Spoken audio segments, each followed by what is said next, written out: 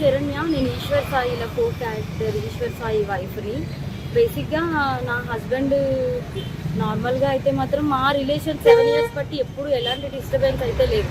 ట్రూత్గా చెప్పాలంటే నా హస్బెండ్ నేను ఈ 7 సంవత్సరాలు ఒక్కసారి కూడా నేను ఎప్పుడు ఇలాంటి పొరపాట్లు ఎప్పుడు చూడలేదు.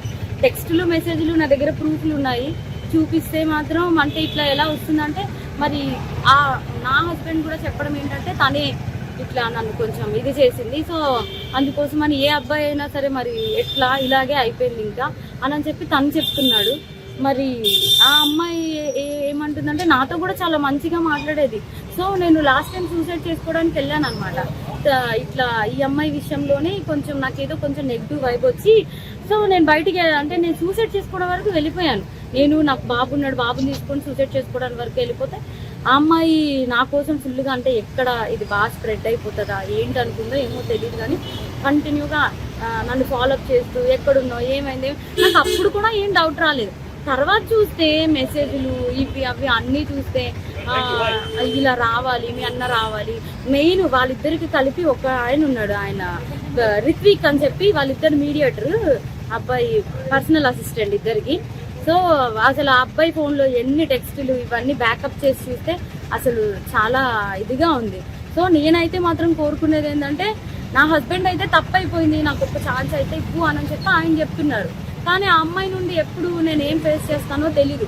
కానీ ఎందుకంటే ఇప్పుడు నాలాంటి అమ్మాయికి అంతమంది ఫాలోవర్స్ ఉండి పైగా నాతో ఇంత మంచిగా ఉండి ఇంత చేసిందంటే వాళ్ళ అమ్మగారు రికార్డు కూడా ఉంది. నేను పొద్దున్న వాళ్ళ అమ్మగారికి ఫోన్ చేసి అడిగితే మా అమ్మాయి అంతే అలాగే చేస్తుంది అని చెప్పి అంటుంది. నా దగ్గర రికార్డు ఉంది, ఫోను స్విచ్ ఆఫ్ అయ్యేటప్పటికి నా దగ్గర ప్రూఫ్ లేకుండా ఉంది, ఆన్ చేస్తే అది కూడా ఇస్తాను.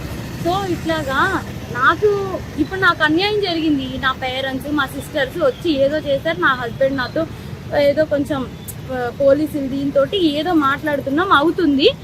ఇప్పుడు నాలాంటి అమ్మాయి ఒకవేళ వేరే ఒక అమ్మాయి ఎవరైనా దొరికింది అనుకోండి, అమ్మాయి ఇదే స్ట్రెస్ తట్టుకోలేక సూసైడ్ వరకు వెళ్తే ఎంత ప్రాబ్లం. నేను ఇది ఒక్కటే ఆలోచిస్తున్నా, ఎవరైనా సూసైడ్ వరకు వెళ్ళారు అనుకోండి అప్పుడు ఎంత ప్రాబ్లం ఉంటుంది. అమ్మాయికి తెలుసు నాకు బాబుని కొనేటప్పుడు నేను ఎంత డిస్టర్బ్ అయ్యాను, చాలా హెల్త్ ప్రాబ్లమ్స్ ఎలా వచ్చాయి అమ్మాయికి అన్నీ తెలుసు.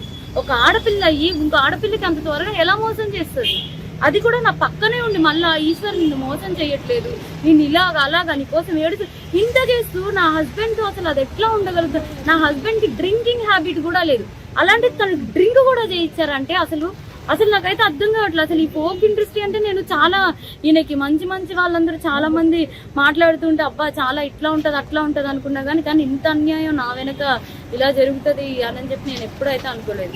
నెక్స్ట్ ఇదేంటంటే ఇట్లాంటి అమ్మాయిని మాత్రం అసలు ఫోక్లోకి వీటిల్లోకి ఎంకరేజ్ చేయకూడదు.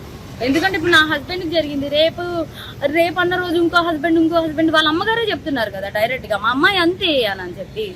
సో ఇవన్నీ కొంచెం చూసుకొని కొంచెం ఫోక్లోకి తీసుకునేప్పుడు కూడా మనుషుల కోసం నేను మిగతా వాళ్ళని అనట్లేదు, కానీ ఇట్లాంటి వాళ్ళని మాత్రం కొంచెం చూసుకోండి, కాపురాలు పోతాయి, చిన్నపిల్లల లైఫ్లు పోతాయి. కాస్టింగ్ కల్చర్ అనేది బేసిక్లీ ఫిల్మ్ ఇండస్ట్రీలో ఫోక్ ఇండస్ట్రీలో జరుగుతుందనేది ఆరోపణలు ఉన్నాయి. మరి దాని మీద మీ అభిప్రాయం ఏంటి?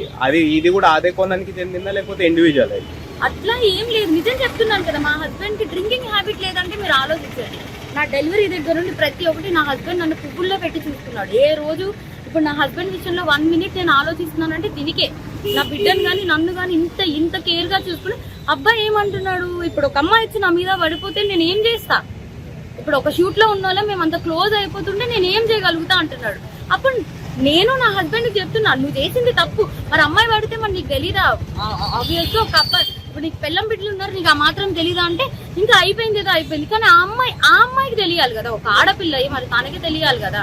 సో నాకు ఇబ్బంది ఎక్స్ట్రా కోసం అయితే తెలీదు. ఫోక్ కోసం మాట్లాడితే మాత్రం చాలా మంది మంచి వాళ్ళని అయితే నేను చూస్తూనే ఉన్నాను కదా, చాలా మంది మంచిగానే ఉన్నారు. కానీ ఇలా పక్కనే ఉండి గొంతు కోసే వాళ్ళని నేను ఇప్పుడే చూసే. పైగా ఆ అమ్మాయి ఇంత సెలబ్రిటీ లాగా అన్నిట్లో డీలో వీటిల్లో వాటిల్లో ఇంత వచ్చి ఒక ఆడపిల్ల జీవితం ఒక్కసారైనా ఆలోచించాలి. పైగా తనకి బ్రేకప్ కూడా అయింది, తను నాకు చెప్పుకొని కూడా బాధపడితే నేను అన్నాను మీ బాయ్ ఫ్రెండ్ మీకు ఇట్లా చేసినప్పుడు మీరు ఎట్లా అయితే బాధపడ్డారో అట్లాగే కదా అని చెప్పి కూడా అన్నాను కూడా. తనకి ఆ మాత్రం అసలు ఏవి గుర్తు రాకుండా ఇంత ఎట్లా చేసిందో నాకు అర్థం కావట్లేదు. ఎందుకంటే మీరు అనుకోవచ్చు ఇప్పుడు ఏంటి ఈ అమ్మాయి కోసమే చెప్తుంది వాళ్ళ హస్బెండ్ కోసం. నా హస్బెండ్ 7 years బట్టి నేను కాపురం చేశాను కాబట్టి తన కోసం నాకు తెలుసు.